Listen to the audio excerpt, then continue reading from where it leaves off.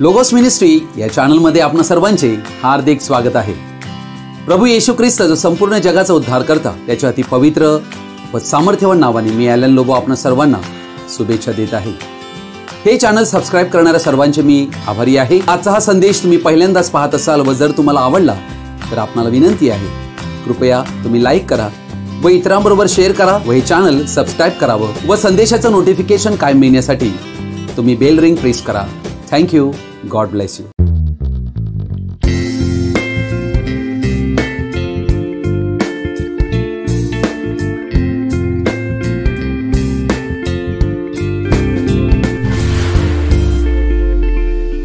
आज आपण एका महत्त्वाच्या विषयाकडे आपलं लक्ष लावणार आहोत आणि या विषयाचं शीर्षक आहे निंदनाचा दाखला। हा विषय अत्यंत गहन व ख्रिस्ती जीवनामध्ये फारच महत्त्वाचा आहे। अर्थात याचं जर प्रकाशन आम्हाला प्राप्त होईल तर आमच्या ख्रिस्ती जीवनामधील अनेक प्रश्न आमचे सुटतील। म्हणूनच आजचा विषय आपण सर्वजणांनी ध्यानपूर्वक अभ्यासपूर्वक शेवटपर्यंत पाहावा अशी आपण सर्वांना नम्र विनंती। मत्ती सुवर्तमान याचा 13वा अध्याय याच्या 24 वचनापासून मी वाचत आहे। हा निधनाचा दृष्टांत म्हणजे दाखला आहे। त्याने त्यांच्या पुढे दुसरा एक दाखला मांडला। कोणा एका मनुष्याने आपल्या शेतात चांगले बी पेरले, त्याच्यासारखे स्वर्गाचे राज्य आहे। लोक झोपेत असताना त्याचा वैरी येऊन गव्हामध्ये निधन पेरून गेला, पण जेव्हा पाला फुटला व दाणे आले तेव्हा निधनही दिसले। तेव्हा घरधण्याच्या दासांनी येऊन त्याला म्हटले, महाराज, आपण आपल्या शेतामध्ये चांगले बी पेरले ना, तर मग त्यात निधन कुठून आले? तो त्यांना म्हणाला, हे काम कोणा वैऱ्याचे आहे। दासांनी त्याला म्हटले, तर आम्ही जाऊन ते जमा करावे अशी आपली इच्छा आहे काय? तो म्हणाला, नाही, तुम्ही निधन गोळा करताना त्याबरोबर कदाचित गहूही उपटाल। कापणीपर्यंत दोन्ही बरोबर वाढू द्या। मग कापणीच्या वेळेस मी कापणाऱ्यांस सांगेन की पहिल्याने निधन गोळा करा व जाण्यासाठी त्यांच्या पेंढ्या बांधा, परंतु गहू माझ्या कोठारात साठवा। याच निधनाच्या दाखल्याचं प्रकटीकरण प्रभू येशू ख्रिस्ताने आपल्या शिष्यांना त्याने दिलेलं आहे। 36 वचनापासून मी वाचत आहे। नंतर तो लोक समुदायास निरोप देऊन घरात गेला, तेव्हा त्याचे शिष्य त्याच्याकडे येऊन म्हणाले, शेतातल्या निधनाच्या दाखल्याची आम्हाला फोड करून सांगा। त्याने उत्तर दिले की चांगले बी पेरणारा हा मनुष्याचा पुत्र आहे, शेत हे जग आहे। चांगले बी हे राज्याचे पुत्र आहेत व निधन हे त्या दुष्टाचे पुत्र आहेत। ते पेरणारा वैरी हा सैतान आहे। कापणी ही युगाची समाप्ती आहे आणि कापणारे हे देवदूत आहेत। तेव्हा जसे निधन गोळा करून अग्नीत जातात तसे युगाच्या समाप्तीस होईल। मनुष्याचा पुत्र आपल्या दूतांना पाठविल आणि ते सर्व अडखळविणाऱ्यांना व अनाचार करणाऱ्यांना त्याच्या राज्यांतून जमा करून त्यांना अग्नीच्या भट्टीत टाकतील। तेथे रडणे व दात खाणे चालेल। तेव्हा नीतिमान आपल्या पित्याच्या राज्यात सूर्यासारखे प्रकाशतील। ज्याला कान आहे तो ऐको। आमेन। प्रभू या वाचलेल्या वचनावर आपला आशीर्वाद देव आणि आम्हा सर्वांनाही या वचनाद्वारे आशीर्वादित करो। निधनाचा दाखला जो आहे हा फारच रहस्यमय दाखला आहे। प्रभू येशू ख्रिस्ताने एकेवेळी प्रार्थना करून म्हटले की हे स्वर्गीय पित्या, मी तुझे आभार मानतो कारण ज्ञानी आणि विचारवंत लोकांपासून या गोष्टी तू गुप्त ठेवून बाळकांस प्रकट केलेले आहे। अर्थात आध्यात्मिक गोष्टी केवळ निवडलेल्या व्यक्तींनाच कळाव्या ही देवाने योजना करून ठेवलेली आहे। बाकीच्या लोकांपासून या गोष्टी पूर्णतः झाकल्या गेलेल्या आहेत। अर्थात प्रभू येशू ख्रिस्ताने ज्या वेळेला हा दाखला दिला त्यावेळेला आम्हाला आढळते की तेथे जो लोक समुदाय होता त्यांना या दाखल्याविषयी काही कळलेलं नाही। हा दाखला प्रभू येशू ख्रिस्ताने पुढील 2000 वर्षाच्या काळाविषयी दिलेली भविष्यवाणी आहे। याचे मर्म तुम्ही आणि आम्ही जाणून घेऊया। हे संपूर्ण जग ते शेत आहे। बी हे देवाचे वचन आहे। लूका सुवर्तमान 8वा अध्याय 11वं वचन म्हणते, व तो बीज पेरणारा मनुष्याचा पुत्र म्हणजे स्वतः प्रभू येशू ख्रिस्त आहे। देवाच्या राज्याच्या सुवार्तेचा आरंभ येशू ख्रिस्ताच्या मुखांतून झालेला आहे। येथे प्रभू येशू ख्रिस्ताने आपल्या 3.5 वर्षाच्या सेवकाईमध्ये आपल्या चांगल्या भूमीवर म्हणजे शिष्यामध्ये आपलं वचन पेरलेलं आहे। प्रभू येशू ख्रिस्ताने त्यांना शिकविले स्वर्गीय पित्याकडे आम्हाला कसं पोहोचता येईल, परमेश्वर कोण आहे व आम्ही त्याची उपासना कशी करायला हवी। म्हणून हे पेरले गेलेले गहू हे त्यांच्या जीवनामध्ये त्यांना पापापासून दूर ठेवते। त्यांना देवाच्या वचनाची खरी समज प्राप्त होते व देवाच्या अभिवचनाचे ते वारिस बनतात कारण ते आत्म्याने व खरेपणाने परमेश्वराची उपासना करतात. आपल्या दिवसात देवाने दिलेलं वचन व देवाची योजना ही त्यांना समजते, म्हणून ते अडखळत नाहीत किंवा आपल्या जीवनामध्ये मार्ग भटकत नाहीत. कोणाही मनुष्यांचे किंवा संस्थेचे ते गुलाम बनत नाहीत, तर परमेश्वराच्या ओळखीमध्ये ते वाढत जातात. म्हणून आम्हाला आढळते की खरा पश्चाताप, प्रभू येशू ख्रिस्ताच्या नावात बाप्तिस्मा, पवित्र आत्म्याचा बाप्तिस्मा, पवित्र आत्म्याचे फळ व त्याचे वरदान, एकच परमेश्वर, प्रभू भोज, एकमेकांचे पाय धुणे, पुत्रांसाठी प्राप्त होणारा दत्तकपणा व आम्हाला मिळणारं न्यायपण व अनंतकालिक जीवनाची सुरक्षितता व पवित्रता, या सर्व गोष्टी त्या संत जनामध्ये त्या वेळेला ख्रिस्ताद्वारे जे पेरण्यात आले तेच आम्हाला दिसत आहेत. हे आहे गव्हाचं चित्र, त्या शेतामध्ये पेरलेले गहू. हा दाखला हे सांगतोय की लोक झोपेत असताना शत्रूने येऊन निधन म्हणजे जंगली बी पेरले व तो निघून गेला. अर्थात ते कोण मनुष्य होते जे झोपेत होते? हे प्रभूचे विश्वासयुक्त, बुद्धिमान व कार्यशील व पहारा देणारे शिष्य होते. गलतीकरस पत्र याचा 1 अध्याय 8 आणि 9 वचन. परंतु जी सुवार्ता आम्ही तुम्हाला सांगितली तिच्याहून निराळी सुवार्ता आम्ही सांगितली किंवा स्वर्गांतून आलेल्या देवदूतांनी सांगितली तरी तो शापभ्रष्ट असो. अर्थात या ठिकाणी आम्ही पाहत आहोत की जी सुवार्ता आम्हाला संत पॉल व प्रेषित वर्गांद्वारे देण्यात आलेली आहे ती सोडून अन्य कोणतीही सुवार्ता आम्ही स्वीकारू नये. कारण या ठिकाणी संत पॉल ही गोष्ट दाखवत आहे, जर कोणी तुमच्याकडे अशा प्रकारे वेगळी सुवार्ता घेऊन येईल तर तो व्यक्ती, ती संस्था, ती संघटना, तो कोणताही संप्रदाय असो, त्याच्याकडे कितीही सभासद असो, त्याचे नाव कितीही विश्वव्याख्यात असो, ते शापभ्रष्ट आहेत. म्हणूनच आम्हाला या वचनाचं मर्म ओळखणं फार आवश्यक आहे. हे देवाच्या वचनात जी भर घालण्याची पद्धत सैतानाने आरंभलेली आहे ती ओळखणे आहे. म्हणून 9व्या वचनात संत पॉल पुन्हा म्हणतो, आम्ही अगोदर सांगितले तसे मी आताही पुन्हा सांगतो की जी तुम्ही स्वीकारली तिच्याहून निराळी सुवार्ता कोणी तुम्हाला सांगितल्यास तो शापभ्रष्ट असो. अर्थात आजच्या या जगामध्ये आम्हाला अशा प्रकारे देवाच्या वचनात केलेली मिलावट आम्हाला आढळत आहे.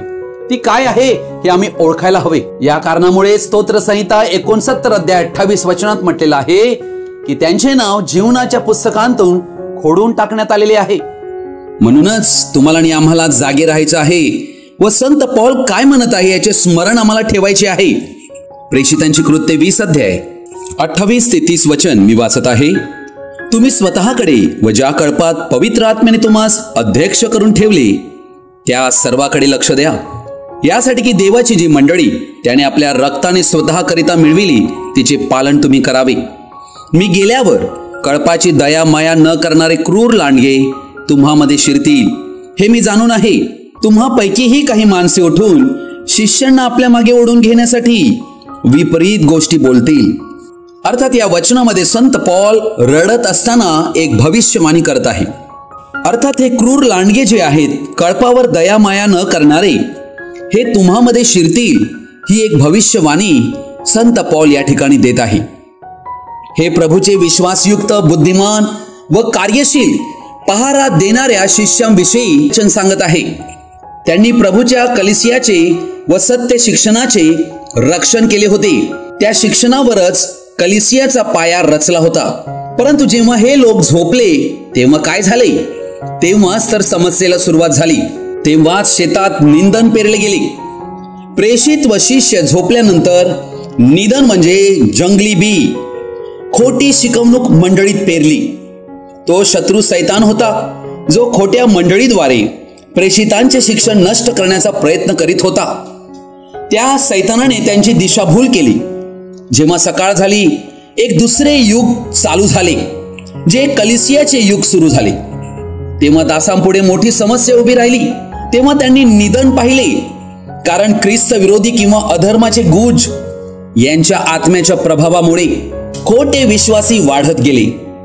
पेंटिकॉस्टच्या दिवसानंतर आम्हाला इफिस मंडळी हे पहिलं मंडळी युग आढळते. अशाच पद्धतीने एक वेगळं बीज, सांप्रदायिक मंडळीचं बीज हे इफिसच्या युगामध्ये पेरण्यात आलेलं आहे. सैतान हाच तो निधन पेरणार आहे. त्याने कलिसियामध्ये निकलयताचे शिक्षण पेरले, बलामाचे शिक्षण पेरले व इजबेलीचे शिक्षण पेरले. त्यांतूनच रूढी, परंपरा, चालीरीती, अंधविश्वास व संप्रदाय जे देवाच्या वचनाविरुद्ध ते आलेले आहेत. आणि दुष्ट सैतानाने या ठिकाणी सूड उगविण्यासाठीच या गोष्टी केलेल्या आहेत. अर्थात वचनामध्ये संकरण करण्यात आलेलं आहे.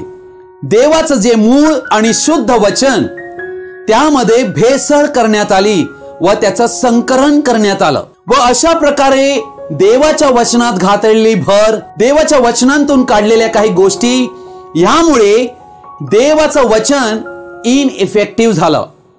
देवाच्या वचनाचा परिणाम मनुष्याच्या जीवनावर होण्याचा थांबला. कारण देवाचा आत्मा आणि जीवन देवाच्या वचनात आहे.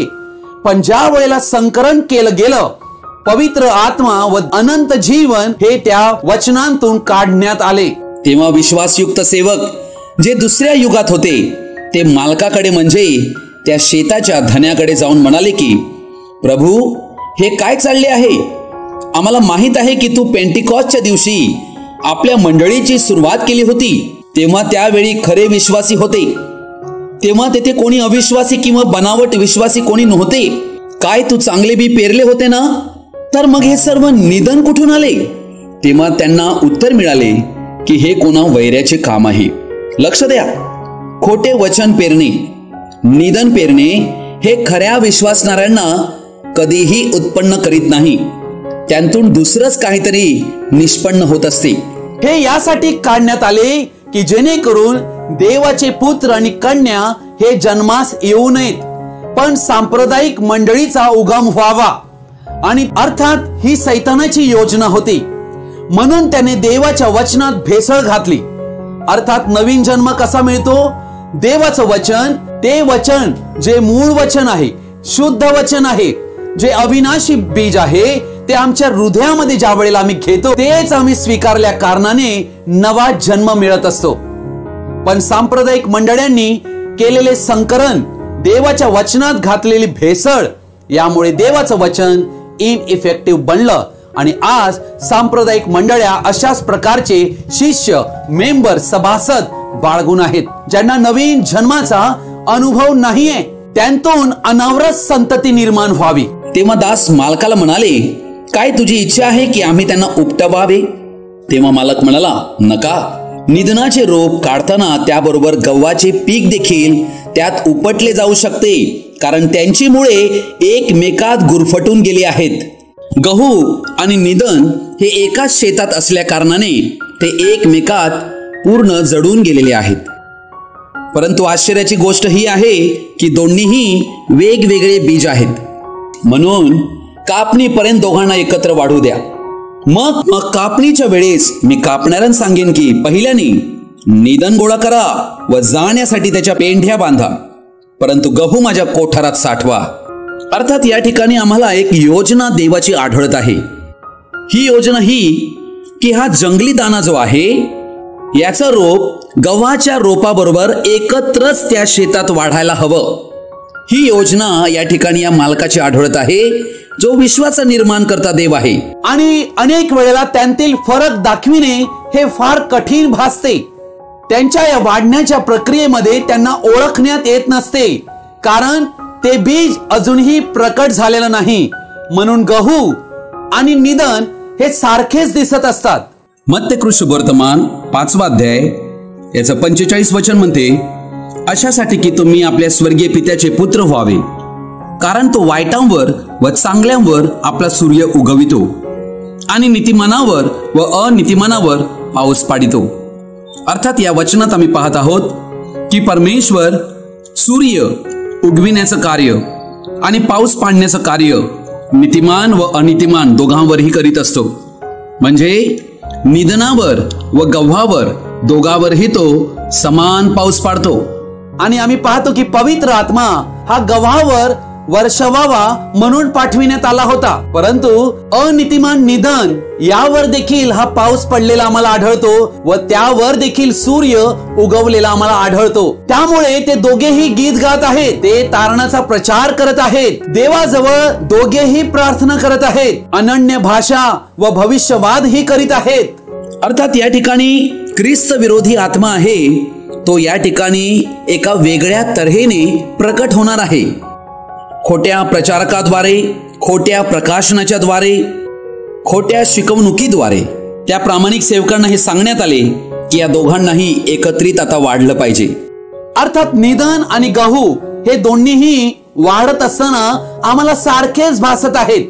अर्थात त्यांची ओळख ते वेगवेगळे आहेत अशी ओळख आम्हाला मिळत नाही, परंतु ज्या वेळेला कापणीचा हंगाम येईल त्यावेळेला पीक परिपक्व झालेलं असं आम्हाला आढळते व तेव्हाच नक्की ते बीज कोण होतं याची ओळख ते पीकच आम्हाला देते।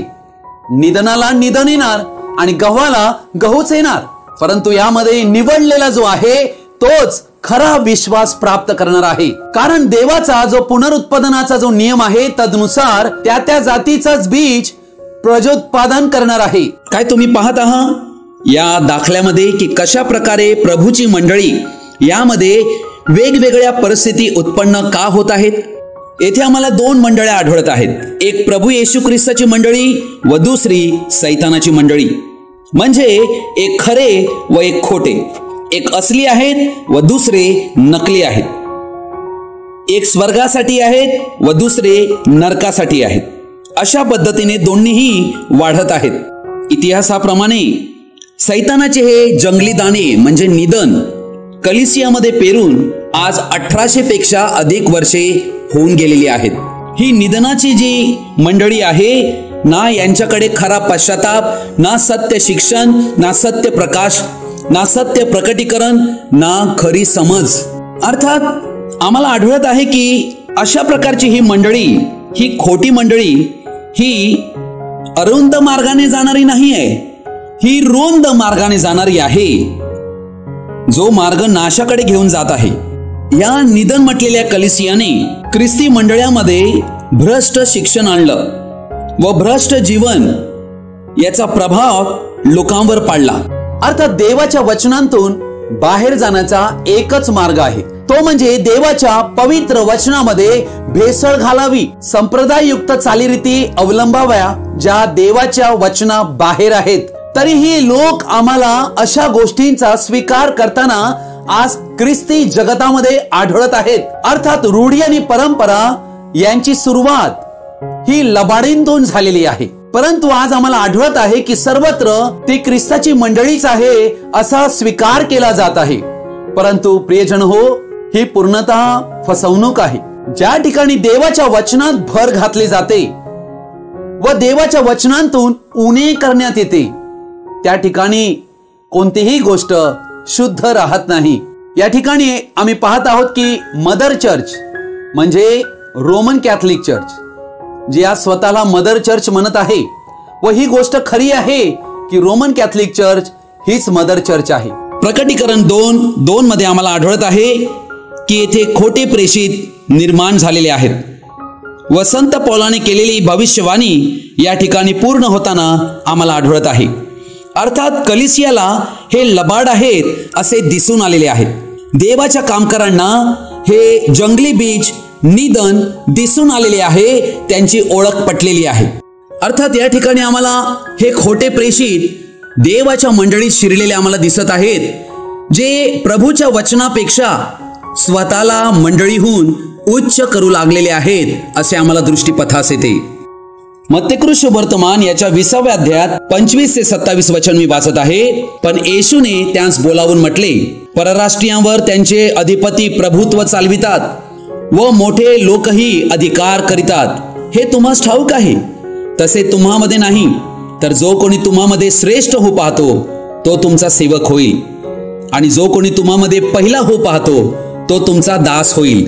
अर्थात या ठिकाणी आम्हाला आढळत आहे की जगामधील पद्धत कशी आहे व प्रभूच्या मंडळीत कशी पद्धत आहे। प्रभूच्या मंडळीमध्ये अर्थात येशू ख्रिस्त हाच मंडळीचा मस्तक आहे, येथे कोणी बॉस नाही। परंतु आम्हाला आढळत आहे की ज्या वेळेला निधन पेरलं गेलं त्यावेळेला आम्हाला आढळते की पोप नावाची एक संज्ञा पुढे आली, जिचा उल्लेख या संपूर्ण बायबलमध्ये आढळत नाही. पोप नंतर कार्डिनल, कार्डिनल नंतर आर्च बिशप नंतर बिशप, त्यानंतर प्रीस्ट आणि त्यानंतर नन्स आणि त्यानंतर लॅटी. अशा प्रकारची ही माता मंडळी, mother church, Roman Catholic church यांच्याद्वारे अशा प्रकारच्या विविध मनुष्यावर मनुष्य अशा प्रकारची एक प्रणाली चालू झाली, जी देवाच्या वचनाविरुद्ध होती. कारण प्रभू येशूने म्हटले होते की जसं जगामध्ये लोक अधिकार करतात एकमेकावर, तसा तुमच्यामध्ये नाही. तुमच्यात जो मोठा हो पाहतो त्याने तुमचा दास व्हावे. अर्थात प्रभू येशू ख्रिस्ताची कलिसिया ही येशू ख्रिस्ताच्याच अधीन आहे. प्रत्येक स्थानिक मंडळी ही कोणाही इतर मंडळांच्या अधीन नसून ती केवळ प्रभू येशू ख्रिस्त जो मंडळीचा मस्तक त्याच्याच अधीन असावी. इफिस 4:11 वचनाप्रमाणे 5 प्रकारच्या सेवकाई देण्यात आलेल्या आहेत. प्रथम प्रेषित, संदेष्टे, शिक्षक, पाळक आणि सुवार्तिक. या 5 प्रकारच्या सेवकाईद्वारे येशू ख्रिस्त आजपर्यंत गेल्या 2000 वर्षात आपली मंडळी बांधत आलेला आहे. या ठिकाणी आम्ही पाहत आहोत की मदर चर्च म्हणजे रोमन कॅथलिक चर्च, आणि म्हणून आम्हाला इथे आढळते की तिला झालेल्या मुली, तिचं चित्र प्रकटीकरण 17 अध्यायामध्ये आणि 18 अध्यायामध्ये आम्हाला आढळते. व तिच्या मुली ज्या आम्हाला मार्टिन लुथरच्या वेळेला तिच्यातून बाहेर आलेल्या असे आम्हाला आढळत आहेत, व त्या प्रोटेस्टंट चर्चेस आहेत. ह्या सर्व मंडळांतून आम्ही काही मंडळ्या पाहत आहोत ज्यांचं शिक्षण देवाच्या वचनाच्या पूर्णतः विरुद्ध आहे. उदाहरणार्थ बॅप्टिस्ट यांची शिकवणूक अशा प्रकारे आहे, एकदा काही तारण झालं का तुम्ही कायम तारण पावले. Once saved always saved. अशा प्रकारचं शिक्षण जे मनुष्यांना फसवणुकीकडे घेऊन चाललेलं आहे. त्यानंतर आम्ही मेथोडिस्ट चर्च पाहतो. मेथोडिस्ट चर्च हे शिकवत आहे की तुम्ही आपल्या कर्मांद्वारे, आपल्या पवित्रीकरणाद्वारे तारण पाहू शकता. अशा प्रकारचं शिक्षण त्यांनी दिलेलं आहे जे देवाच्या वचनात घातलेली भर आहे. त्यानंतर आज आम्हाला पेंटिकॉस्टल चर्चेस आढळत आहेत. पेंटिकॉस्टल लोक अशा प्रकारे विश्वास करीतात की अनन्य भाषा बोलणे म्हणजे पवित्र आत्म्याचा बाप्तिस्मा होय. ही शिकवणूक देखील पूर्णतः विरुद्ध आणि फसवणूक करणारी आहे. त्यानंतर आम्हाला सेव्हन्थ डे ऍडव्हेंटिस्ट या नावाची संस्था आढळते. हे देखील अशा प्रकारे विश्वास करीतात की 7वा दिवस जो शब्बात दिवस तो पवित्र पाळला जावा. त्यानंतर आम्हाला यहोवा विटनेस आढळतात जे स्वतःला 1,44,000 समजत आहेत. परंतु प्रियजन हो, पवित्र शास्त्र अशा प्रकारची शिकवणूक बिलकुल देत नाही. अशा प्रकारे आम्हाला आढळत आहे की अशा प्रकारे या ख्रिस्ती मंडळांमधील ह्या ज्या संस्था आहेत या अशा प्रकारे देवाच्या वचनात मिलावट करून आज चालत आहेत. परमेश्वराचे जे दास आणि सेवक आहेत ते प्रेषितांनी दिलेली शिकवण ही बरोबर समजत आहेत व त्यांना आता कळलेलं आहे की कलिसियामध्ये वेगवेगळ्या प्रकारच्या लोकांनी प्रवेश केलेला आहे. त्यांनी या गोष्टी पाहिल्या की जे काही संदेष्टे किंवा ख्रिस्ताचे प्रेषितांनी यांनी जे शिक्षण दिलं होतं त्याला न मानणारे, परंतु त्यात बदल कसा करता येईल यासाठी सदैव प्रयत्न करणारे लोक आज शिरलेले त्यांनी पाहिले. आज आम्हाला आढळते की रोमन कॅथलिक चर्च पासून तर पेंटिकॉस्टल चर्च पर्यंत या सर्व मंडळ्या आपल्या स्वतःला खऱ्या मंडळ्या म्हणून दावा करीत आहेत. परंतु परमेश्वराची खरी मंडळी कोणती आहे? अर्थात निंदन जे आहे म्हणजे जंगली बीज हे आज प्रभूच्या मंडळीमध्ये बसत आहे, परंतु त्याला ख्रिस्त विरोधी आत्मा हा चालवत आहे. व प्रभूने म्हटले की त्या दोघांनाही एकत्र वाढू द्या. मग कापणीच्या वेळेस मी कापणाऱ्यास सांगेन की पहिल्याने निधन गोळा करा व जाळण्यासाठी त्यांच्या पेंढ्या बांधा. पीक ज्या वेळेला परिपक्वतेकडे वाढत असते त्यावेळेला उन्हाळा आलेला असतो. फार प्रखर ऊन त्यावेळेला येत असते. अर्थात सूर्याचा ताप वाढलेला असतो, म्हणजे उष्णता ही त्या पिकांना तयार करत असते, परिपक्व करीत असते. तेच पीक ज्या वेळेला वाढत जाते त्यावेळेला पिकाला परिपक्व होण्यासाठी सूर्यकिरणाची जास्त गरज लागते. त्यावेळेला सूर्य जो आहे तो अनेक पटीने गरम व्हायला सुरुवात होतो. सूर्य गरम होतो याचा अर्थ त्या ठिकाणी आता मॅनिफेस्टिंग टाइम आलेला आहे, बीज प्रकट होण्याची वेळ आलेली आहे. अर्थात सूर्य गरम होणे याचा अर्थ परीक्षा येत असतात, पारखलं जात असते. अर्थात आम्ही जसे जीवन अगोदर जगत होतो त्यापेक्षा जीवन फार कठीण बनत जाते. विविध परिस्थिती येतात यासाठी की आम्ही मॅच्युरिटीमध्ये जावे. गहू हा गहू म्हणून प्रकट व्हावा, निधन हे निधन म्हणून प्रकट व्हावे. अर्थात गहू हा सुरुवातीपासूनच गहू आहे आणि निधन हे सुरुवातीपासूनच निधन आहे. त्यांना या सूर्याच्या गरमीद्वारे दोघांनाही घोषित करण्यात येते की नक्की ते कोण आहेत. अर्थात सूर्याचा हा प्रखर प्रकाश निधनाचे चारित्र्य बाहेर काढितो आणि गव्हाचेही चारित्र्य जे आत लपलेले असते ते बाहेर काढण्याचं कार्य करीत असतो. प्रभू येशू ख्रिस्ताने म्हटले, कापणी ही युगांची समाप्ती आहे व आज तुम्ही आणि आम्ही युगाच्या समाप्तीस येऊन पोहोचलेलो आहोत. कापणीचा हंगाम चालू आहे व या हंगामामध्ये आम्हाला आढळत आहे की गहू आणि निधन ह्या दोघांनाही पूर्णतः वेगळं करण्यात येत आहे. अर्थात या ठिकाणी आम्ही पाहत आहोत की गहू आणि निधन हे परिपक्व बनलेले आहेत. अर्थात या ठिकाणी आम्हाला ही गोष्ट पाहणं फार आवश्यक आहे की कापणीचा हंगाम येतो. अर्थात जे मूळ बीज पेरण्यात आले होते त्याच स्थितीमध्ये कापणीच्या हंगामाला बीज पोहोचते. अर्थात आजच्या वेळेला आम्ही पाहत आहोत की हे गहू जे आहेत हे आजच्या वेळेचा संदेश समजत आहेत, त्याचा स्वीकार करत आहेत, त्या संदेशाद्वारे आलेल्या प्रकाशात चालत आहेत.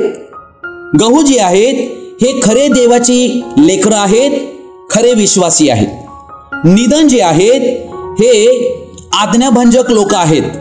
आज गहू वेगळा करण्यात येत आहे व निधन वेगळे करण्यात येत आहे. गहू हे खऱ्या विश्वासणाऱ्या लोकांना दर्शवित आहे. मत्ती वर्तमान 3 अध्याय 12व्या वचनात म्हटलेलं आहे, त्याच्या हातात त्याचे सूप आहे, तो आपले खडे अगदी स्वच्छ करील व आपले गहू कोठारात साठवील, मग भूस न विस्त्या अग्नीने जाळून टाकील. अर्थात या ठिकाणी प्रभूच्या हातामध्ये सूप आहे व तो गहू आणि निधन यांना वेगळं करत आहे व गहू कोठारात साठवीत आहे. ज्या प्रकारे आम्हाला आढळते की मिसर देशामध्ये कापणी करण्यासाठी दूत पाठविण्यात आला होता, त्यावेळेला त्या मृत्यूदूतने त्या ठिकाणी घरावर केलेलं रक्ताचं चिन्ह पाहिलं, मार्क, आणि त्याप्रमाणे त्यांना वेगळं केलं. अशाच प्रकारे आज कापणी चालू आहे. देवाचा शिक्का प्राप्त केलेले हे गहू आहेत ज्यांना पवित्र आत्म्याचा बाप्तिस्मा हे चिन्ह मिळालेलं आहे. परंतु ज्यांना पवित्र आत्म्याचा बाप्तिस्मा नाही ते या ठिकाणी श्वापदाची खूण धारण करणारे आढळतात व त्यांचे वर्णन पेंढ्या बांधल्या जाणे यामध्ये करण्यात आलेलं आहे. कापणी करणारे हे देवाचे दूत आहेत. या ठिकाणी आम्ही पाहत आहोत पेंढ्या बांधणे हे या ठिकाणी मार्क ऑफ द बीस्ट म्हणजे श्वापदाची खून जे स्वतःवर घेणार आहेत त्यांना दर्शवित आहे. त्या सर्वांच्या पेंढ्या बांधल्या जाणार आहेत व आज पेंढ्या बांधल्या जात आहेत. अर्थात या पेंढ्या म्हणजे काय तर आम्हाला आढळत आहे या सर्व वर्ल्ड काउन्सिल चर्चेस यांच्याशी मिळणाऱ्या सांप्रदायिक मंडळे आहेत ज्या श्वापदाला नमन करत आहेत आणि या पेंढ्या जाळण्यासाठी आज राखून ठेवलेल्या आहेत. अर्थात संपूर्ण जगाचा एकच धर्म, एकच नेता, एकच सरकार, एकच चलन हे सर्व या पेंढ्या बांधण्याला दर्शवित आहे. या पेंढ्यांची बांधणी चालू आहे आणि या पेंढ्या लवकरच जाळण्यात येणार आहेत. अग्नी हे नरकाला किंवा अग्नीच्या सरोवराला दर्शवित आहे.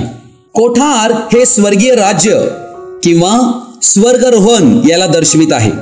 अर्थात झोपी गेलेले संतजन उठणार आहेत व जिवंत उरलेले हे आम्ही ख्रिस्ताला सामोरे जाणार आहोत.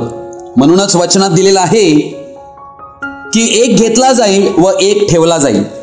कोरिन्थीकरास दुसरे पत्र याचा 6वा अध्याय 14 ते 18 वचनात वचन शिकवत आहे की विश्वास न ठेवणाऱ्यांबरोबर विश्वास ठेवणाऱ्यांनी संबंध जोडून विजोड होऊ नये, कारण नीती व स्वैराचार यांची भागी होऊ शकत नाही, उजेड व अंधार यांचा मिलाप होऊ शकत नाही. 17वं वचन म्हणत आहे, म्हणून त्यांच्यामधून निघा व वेगळे व्हा असे प्रभू म्हणतो, आणि जे अशुद्ध त्याला शिवू नका, म्हणजे मी तुम्हाला स्वीकारेन. अर्थात आता निर्णय आमचा आहे. आम्हाला या सर्व संस्थागत संघटनेतून जेथे खोटे बी पेरण्यात आलेले आहे त्यांतून बाहेर यायचं आहे.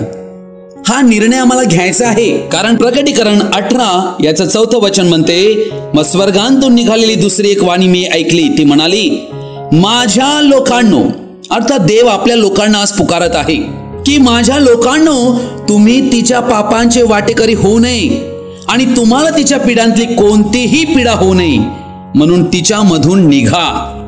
परमेश्वराचं वचन तुमच्या आमच्या हृदयाशी बोलत आहे व आम्हाला अशा प्रकारच्या खोट्या सांप्रदायिक मंडळांतून देव आम्हाला बाहेर बोलावत आहे. अर्थात निर्णय आमचा आहे. गहू जो आहे त्याला आपल्या स्वतःची ओळख पटेल, निधन जे आहे त्यालाही आपल्या स्वतःची ओळख पटेल. म्हणूनच कापणीच्या हंगामात दोन्हीही आपल्या योग्य स्थितीला पोहोचलेले आहेत. देव तुम्हाला आणि आम्हाला विभक्त करू इच्छितो अशा संस्थेतून, अशा मंडळांतून, यासाठी की आम्ही ख्रिस्ताची शुद्ध कुमारिका म्हणून त्याला सादर होण्यासाठी लायक ठरावे. प्रभू येशू ख्रिस्ताची कृपा, शांती, दया आणि प्रेम आपणा सर्वांबरोबर कायम राहो. आमेन. आजचा हा संदेश आपण सर्वजणांनी ध्यानपूर्वक व शेवटपर्यंत पाहिल्याबद्दल आपणा सर्वांचा मी हृदयपूर्वक आभारी आहे. हा संदेश ऐकल्यानंतर नक्की तुम्हाला काय कळले तुम्ही कृपया कमेंट बॉक्समध्ये कळवू शकता. आम्हाला फोन करून कळवू शकता. अधिक माहितीसाठी आमच्याशी संपर्क साधू शकता. थँक्यू. God bless you.